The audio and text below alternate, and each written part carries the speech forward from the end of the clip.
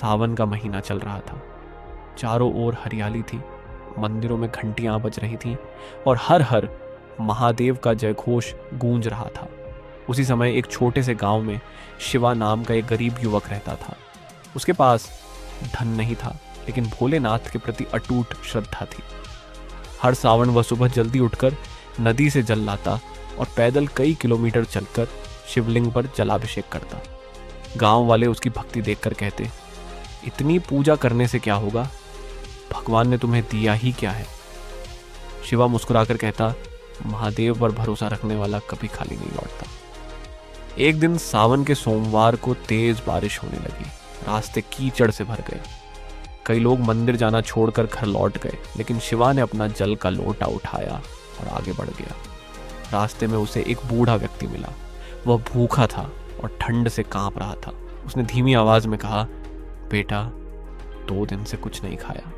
शिवा के पास केवल एक रोटी थी जिसे उसकी माँ ने उसके लिए रखी थी। उसने बिना कुछ सोचे वह रोटी बूढ़े को दे दी। बूढ़े ने मुस्कुराकर कहा, भोलेनाथ तुम्हारी हर इच्छा पूरी करे। शिवा खाली पेट ही मंदिर पहुंचा। उसने शिवलिंग पर जल चढ़ाया और हाथ जोड़कर बोला, हे महादेव, मुझे धन नहीं चाहिए, बस इतना आशीर्वाद दीजिए कि मैं हमेशा सही रास्ते पर चलूं और अपने परिवार का सहारा बन सकूं। उस रात शिवा ने एक अद्भुत सपना देखा। सपने में स्वयं भोलेनाथ प्रकट हुए। उनके चेहरे पर दिव्य मुस्कान थी। महादेव बोले, पुत्र, आज तुमने जिस भूखे वृद्ध की सेवा की वह कोई साधारण मनुष्य नहीं था, वह मेरी ही परीक्षा थी। तुमने अपनी भूख से पहले किसी और की भूख मिटाई, यही सच्ची भक्ति है। सुबह होते ही शिवा के घर एक व्यापारी आया। उसने कहा, मैंने तुम्हारी ईमानदारी और मेहनत के बारे में सुना है। मुझे अपने काम के लिए तुम्हारे जैसे व्यक्ति की ज़रूरत है। धीरे धीरे शिवा की गरीबी दूर होने लगी। उसकी माँ का इलाज हुआ, घर में खुशियाँ लौट आईं, लेकिन उसने कभी अपनी भक्ति और विनम्रता नहीं छोड़ी।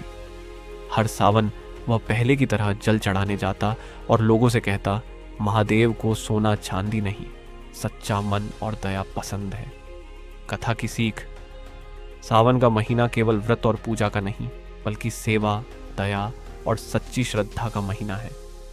जो मन से भोलेनाथ का स्मरण करता है और जरूरतमंदों की सहायता करता है, उस पर महादेव की कृपा अवश्य बरसती है।